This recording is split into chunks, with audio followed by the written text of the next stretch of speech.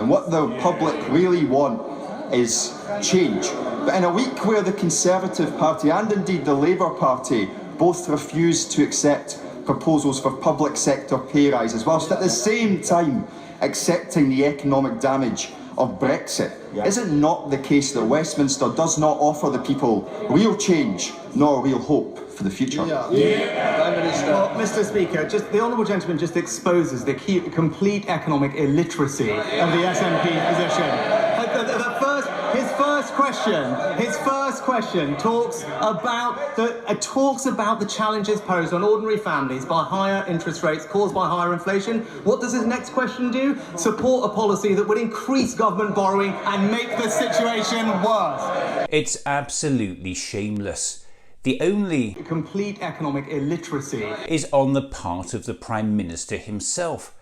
What he's saying is that our teachers, our nurses, our doctors and other public sector workers who kept this country going during the pandemic, who've already suffered more than a decade of crappy real terms pay cuts, must accept another crappy real terms pay cut so the government can bring down inflation.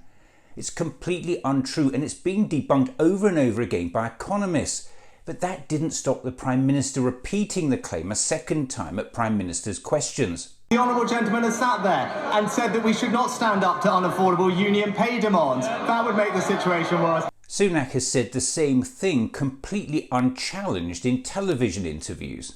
Look, the most important thing we can do to help people is to control inflation. We've got to reduce inflation. That's what's making life difficult for nurses and for everyone else in the country. And a big part of how we are going to grip and reduce inflation is by having restraint when it comes to pay settlements. How many times is he going to be allowed to get away with this outrageous scam which is being perpetrated by the government against public sector workers?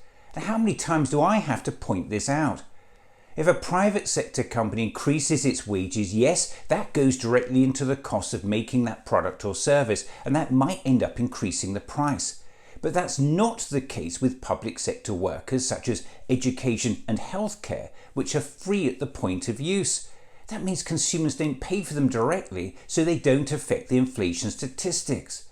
Don't just take my word for this. Listen to Stephanie Flanders, an expert economist and head of Bloomberg News Economics, speaking to the BBC's Laura Kunsberg on April 16th.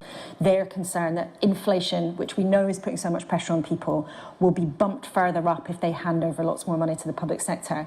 As a very expert economist, does that stack up? It is not something that economists tend to agree with, I'm sorry, because it is very different. If you have a private sector company increase its wages, well, that goes directly into the cost of making that product or service and may well then end up meaning they have to increase the price in the shops. Obviously, that's not the case with public sector workers. There isn't a price that's going to go up. According to the International Monetary Fund, it was rising corporate profits which were the largest contributor to Europe's inflation over the past 2 years as companies increased prices by more than the spiking cost of imported energy.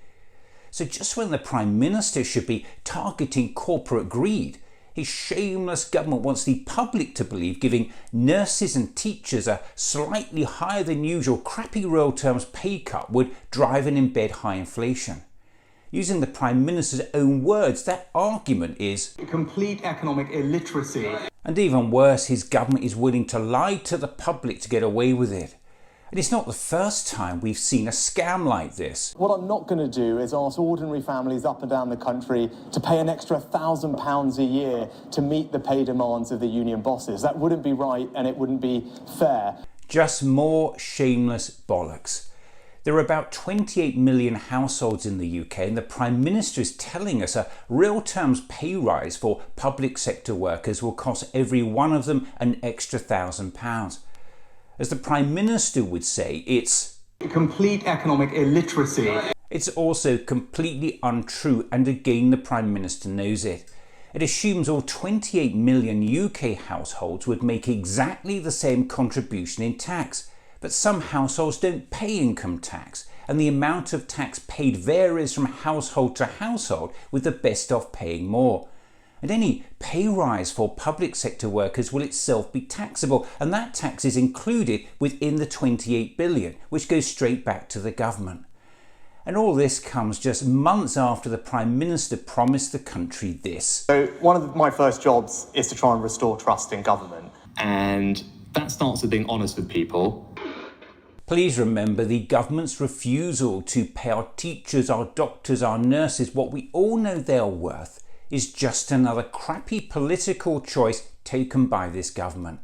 And now it's shamelessly trying to cause division with the public by conning them with a justification it knows has been rubbished over and over again by most economists. Our public sector workers deserve better than that.